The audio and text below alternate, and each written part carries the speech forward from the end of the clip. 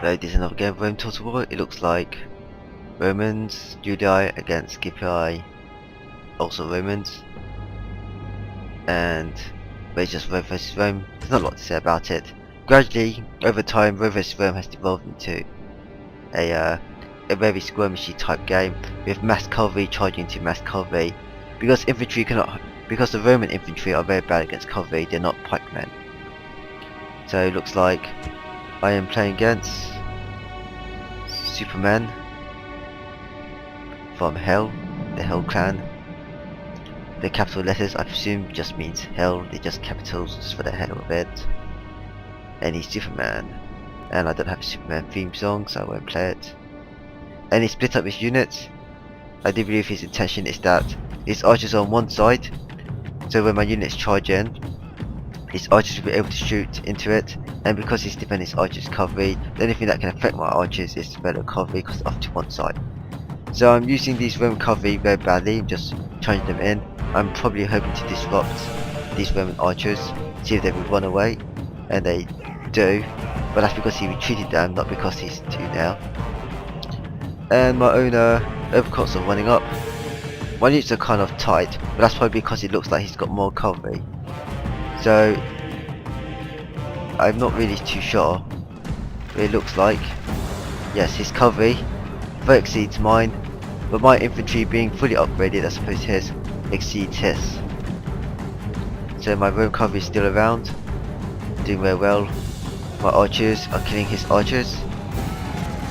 Not sure why I'm charging into open cohorts, but there you go. They get off safely. These are Roman cavalry, so they're a bit like equities, but with more defense, but slightly slower. So people don't generally take Roman cavalry very much. They prefer to take equities precisely because they're faster. But then again, some people do take long shield cavalry instead of round shields. It's pretty much the same dynamic.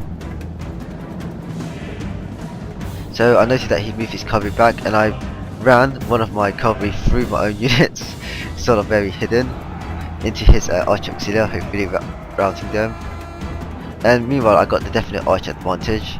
They're definitely shooting to this combat, and I'm trying to run away with my cavalry, but they get caught, so I have to charge in return. This is very bad. This is very bad for me, and it looks like he's going to actually run round and charge into my rear, which is a very good use of his own cavalry. So this could be very decisive. No, it doesn't. He just charges one into infantry and one into cavalry. So I successfully stopped these archer auxiliary having any impact in the fight, but so I have my own Praetorian cavalry. And surprisingly enough, my own Praetorian cavalry is not routing. Oh, there they go. Although one of mine has sort of charged in. So I do suppose it's because my open courts are very well upgraded that they haven't run away yet, and they're doing well in combat, which affects it. So he's turning back and charging into my own units, and my general's dead. Okay,